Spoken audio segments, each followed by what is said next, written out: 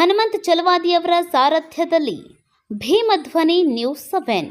ಗದಗ ಜಿಲ್ಲೆ ರೋಣಪಟ್ಟಣದ ಅಲ್ಲಾಮಾ ಇಕ್ಬಾಲ್ ಕೋಚಿಂಗ್ ಸೆಂಟರ್ನಲ್ಲಿ 79ನೇ ಸ್ವತಂತ್ರೋತ್ಸವ ದಿನಾಚರಣೆ ಕಾರ್ಯಕ್ರಮ ಬಳಿಕ ಎನ್ಎ ಮುಲ್ಲಾ ಗುರುಗಳು ಮಾತನಾಡಿ, ನಾವು ಶಾಲೆ ಕಲಿಯುವಾಗ 1ನೇ ತರಗತಿಯಿಂದ 7ನೇ ತರಗತಿಯವರೆಗೂ ಒಂದೇ ಪಾಟಿ ಒಂದೇ ಬಳಪ ಬಳಸಿಕೊಂಡು ಶಾಲೆ ಕಲಿತಿದ್ದೇವೆ. ಆದರೆ ಈಗಿನ ಮಕ್ಕಳಿಗೆ ಸಾಕಷ್ಟು ಸೌಲಭ್ಯಗಳು ದೊರೆತಿದೆ. ಪ್ಯಾಂಟ್, ಶರ್ಟ್, ಬೂಟ್ ಹಾಗೂ ಉಚಿತವಾಗಿ ಪುಸ್ತಕಗಳನ್ನು ಸರ್ಕಾರ ನೀಡುತ್ತಿದೆ. ಜೊತೆಗೆ ಬಿಸಿಯೂಟ ಕೂಡ ನೀಡುತ್ತಿದ್ದು, ಮಕ್ಕಳು ಇಷ್ಟೆಲ್ಲಾ ಸೌಲಭ್ಯಗಳನ್ನು ಪಡೆದುಕೊಂಡರೂ ಶಿಕ್ಷಣದಿಂದ ದೂರ ಉಳಿಯುತ್ತಿದ್ದಾರೆ. ಜನ ನಮ್ಮ ಉದ್ಯೋಗಕ್ಕಾಗಿ ಅಲ್ಲ, ನಮ್ಮ ಬುದ್ಧಿಶಕ್ತಿಗಾಗಿ ವಿದ್ಯೆ ಪ್ರಮುಖವಾಗಿ ಬೇಕಾಗುತ್ತದೆ ಎಂದರು. ಬಳಿಕ ಹನುಮಂತ ಚಲವಾದಿ ಮಾತನಾಡಿ, ಈಗಾಗಲೇ ಖಾಸಗಿ ಶಿಕ್ಷಣ ಸಂಸ್ಥೆಗಳು ಎಲ್ಕೆಜಿ, ಯುಕೆಜಿ ಮಕ್ಕಳಿಗೆ 20 ರಿಂದ 30 ಸಾವಿರ ರೂಪಾಯಿ ಡೊನೇಷನ್ ತೆಗೆದುಕೊಳ್ಳುತ್ತಿದ್ದು, ಬಡ ಮಕ್ಕಳ ದೊಡ್ಡ ಶಾಲೆಯಲ್ಲಿ ಓದುವುದು ಕನಸಿನ ಮಾತಾಗಿದೆ. ಆದರೆ ಅಲ್ಲಾಮಾ ಇಕ್ಬಾಲ್ ಕೋಚಿಂಗ್ ಸೆಂಟರ್ನಲ್ಲಿ ಬಡ ಮಕ್ಕಳಿಗೆ ಕೇವಲ 7 ಸಾವಿರ ರೂಪಾಯಿಗಳಲ್ಲಿ ಉತ್ತಮವಾದ ಶಿಕ್ಷಣ ನೀಡುತ್ತಿದ್ದಾರೆ.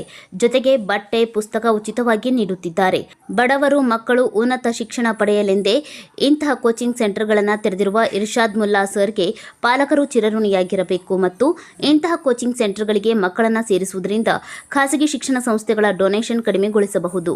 ಅಲ್ಲಾಮಾ ಇಕ್ಬಾಲ್ ಕೋಚಿಂಗ್ ಸೆಂಟರ್ನಲ್ಲಿ ಉತ್ತಮ ಕೊಠಡಿಗಳು ಹಾಗೂ ನುರಿತ ಶಿಕ್ಷಕರು ಒಳಗೊಂಡು ಶಿಕ್ಷಣ ನೀಡುತ್ತಿದ್ದಾರೆ.